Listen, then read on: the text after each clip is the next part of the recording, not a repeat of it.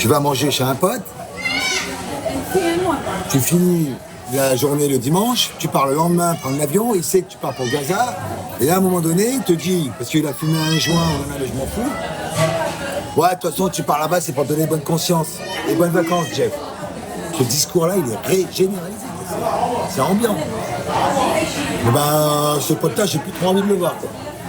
Je peux pas dire, tu vas pour te donner bonne conscience, qu'est-ce que tu me parles de bonne conscience? Tu l'as, toi, ta bonne conscience, de rien dire et de rien faire? Toi, là, t'as envie d'être... Moi, je sais pas trop parler, tu sais, je suis pas un mec qui parle bien. Je parle bien, mais quand je suis touché, je sais pas parler, en fait. Je vais m'énerver, je vais dire des conneries. Alors, j'ai pris je me suis barré. Et puis ce soir-là, Jeff, il en avait encore dans le ventre. Il était pas redescendu. Il a déroulé sans retenue un véritable enchaînement d'indignation. Je peux pas juger les gens. Et si je dis Hamza, alors Hamza, hein, c'est quoi cette phrase? Il faut pas juger les gens. Il faut juger personne. Mais quand lui, il a pris son pistolet et qu'il a tiré une balle dans la tête au gars, le résistant qu'on encense aujourd'hui, il a bien jugé, lui, à un moment donné. Il a même condamné, lui. Tu vois, il a même été le bourreau, il a tout fait, lui. Je te promets, j'ai du mal avec le nini.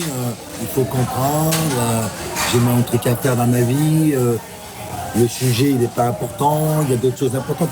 Par contre, si tu peux me dire, quand est-ce que tu as vraiment réservé les vacances au camping pour les enfants? Est-ce que la voiture en a fait la vidange? Ça, enfin, on s'en entend, tu vois. Non, mais, tu vois, tout le monde est serré, tout le monde est pris dans le confort, les crédits de bagnole, les crédits de la maison, les machins.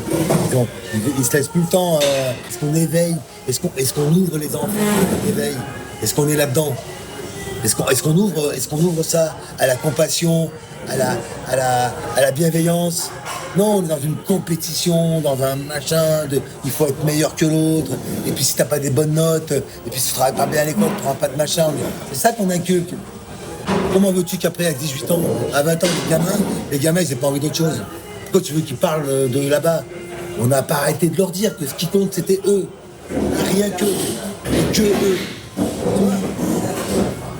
Juste que là, on est en temps de guerre, une vraie guerre, c'est une vraie guerre, et là, on est en train de perdre la guerre. Et on est en train de tous des collabos. Les trous sur les routes, les rues toujours en chantier, le petit qui a rien mangé. Et les bâtiments qui portent aux fenêtres la poussière des guerres d'hier, tout rappelait la défaite de l'arabe symbolique. Être ici, c'était aussi remonter le fil de son histoire politique, son arabité. C'est comme retrouver le grand-père qu'on connaît pas trop, qui nous raconte dans une langue qu'on comprend pas trop, la guerre qu'ils ont perdue hier. Et qui nous aide du coup un peu mieux à comprendre celle qu'on perd tous les jours aujourd'hui.